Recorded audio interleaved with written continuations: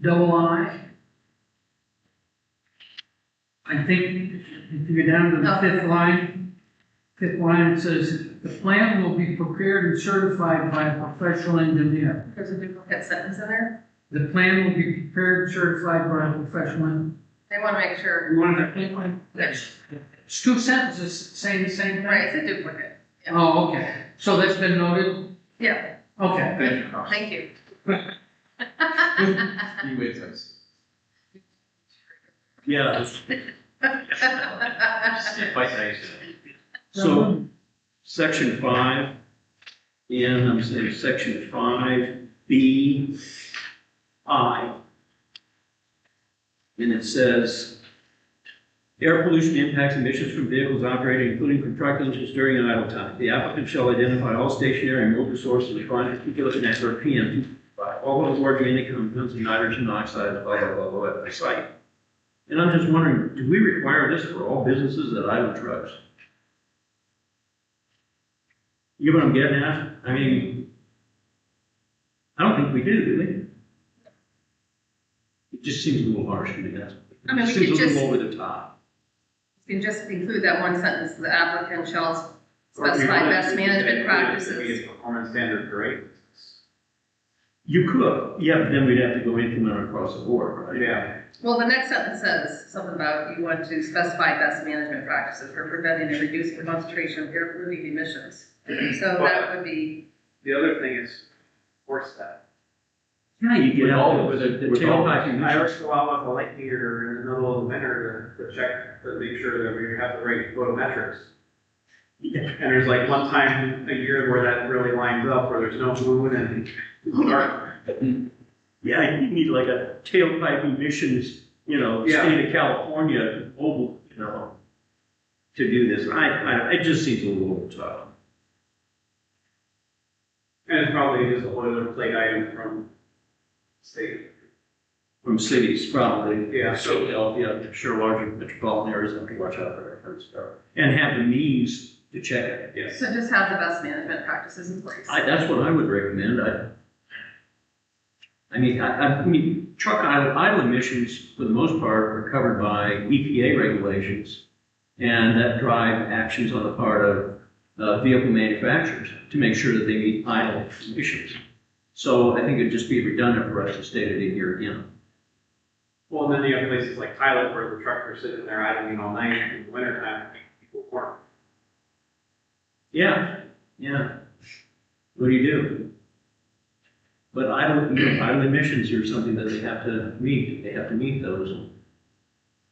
When Knox drafted this, obviously the township had a directive for them to create this, or was it just more or less, hey, we don't have. So I attended the PSAP conference in Hershey, and it was a hot topic. Right. They discussed it. I had the zoning class from, I don't know, 8 to 5, I think, on a Sunday. And we discussed the hot topics. And The idle emissions was not a problem. the data centers, I'm thinking, all of it. It was probably 2 hours. yeah. Well, I mean, like again, Pittsburgh or Philadelphia or Harrisburg or. I guess I'm wondering, the source document that Knox used, what, because again, this is all kind of new, it's kind of like the short-term rental stuff. We're in territory we don't really understand. To mitigate any of that, it's like, okay, where's their intent coming from? Is it coming from experience, or is it coming from, hey, boilerplate, shot in the dark, here's what we're seeing now? So I think that they've provided many ordinances for all the townships in the area.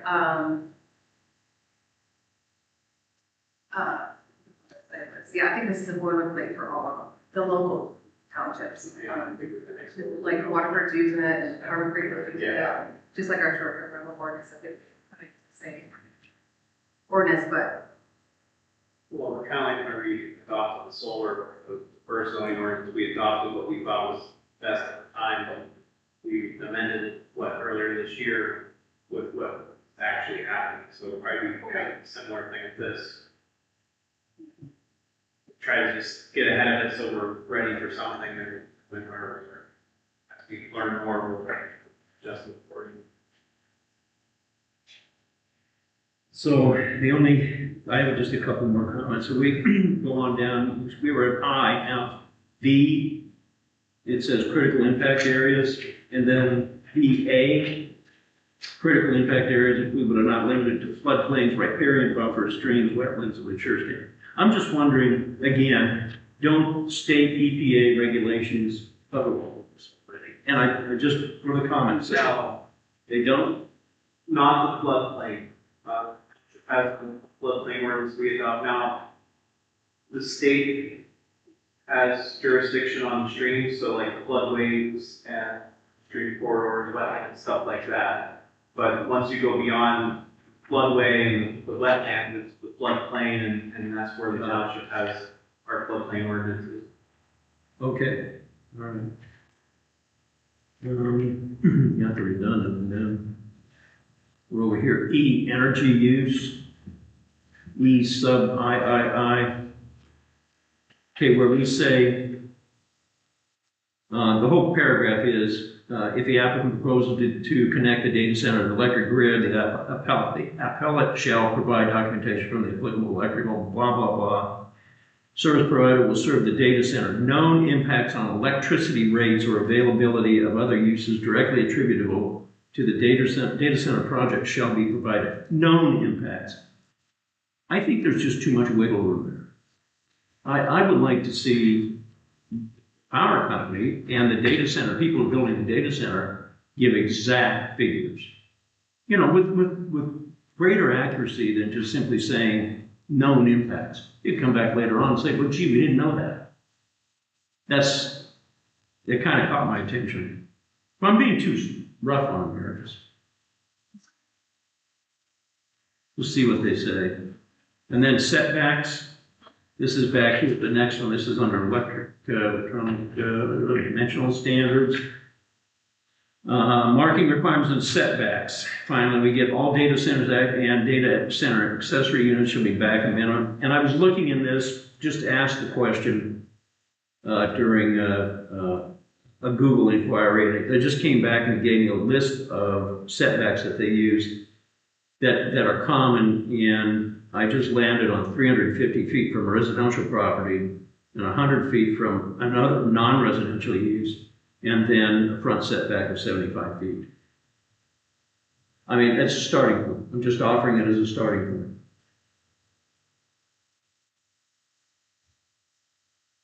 You think 350 feet from a residential property is enough? If they just sit there and hum all day, day and night, maybe it is.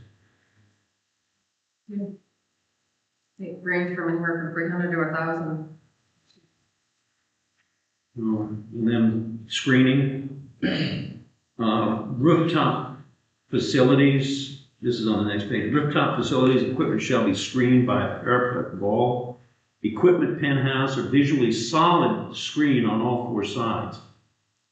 It says visually solid. You know, I was going by the state police barracks, the new state police barracks, and they have like perforated facade cover there on the roof. Have you seen that? Maybe something like that, because they're saying solid screen here. I would be satisfied with something like you see on the state police barracks. And I was just wondering if we require this for all commercial buildings. I'm just trying to be fair. And then the last comment I got is about negative impacts right below it. Any use or activity producing air. I didn't understand producing air. What do they mean by that? You think that air without dust and impurities in it would be a good thing. As a, you know, you know, I just throw that. Maybe I'm nitpicking here. So we get rid of stuff. Yeah, just leave the other ones. You know, dust, smoke, glare, exhaust, heat. Humidity in any form shall be in any form. So like is vaporous humidity. No, this is a pretty sharp axe here. It's probably better to be too sharp now than later. Yeah.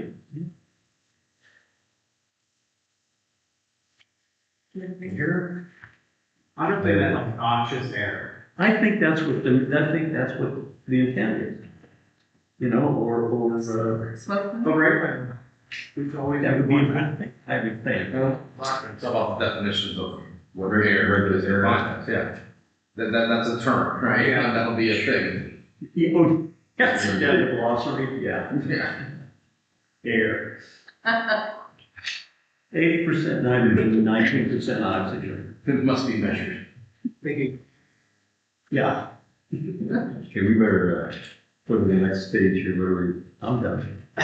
Sorry, I didn't mean to cut you. No, I'm done. I just, you know, you can all breathe easy now. That'll be in there. Yeah. I Any just want to other, clear the air.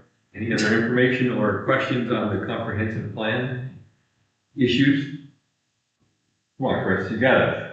I know you got it. Well, I mean, personally, I would like to hear from the legal entity that created this, what their intent here is, what they're trying to do, and why certain words are used or whatever. That's just me. Makes sense. In other words, where did the boilerplate come from? Yeah. Yes, I'm sorry. Yes, thank you. I mean, that's what I'm, I didn't mean to tread all of it. I'm just saying that's what I would like. Because I want to know what we're getting ourselves into.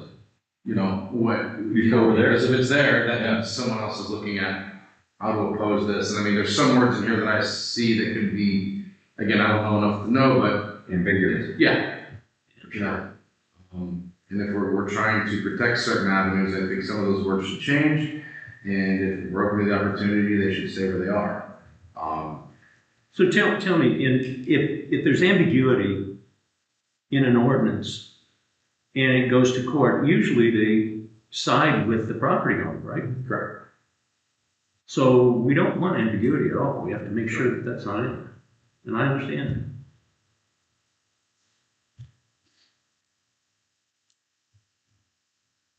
Next on our agenda is other business, sorry. You're really moving this thing tonight. I gotta get some sleep. Okay. I don't have, Sorry. Public comment? well, the place is packed, so what do we? Next on our agenda is adjournment. I'll make a motion to adjourn. Second. All in favor? Aye. Aye. Motion carries.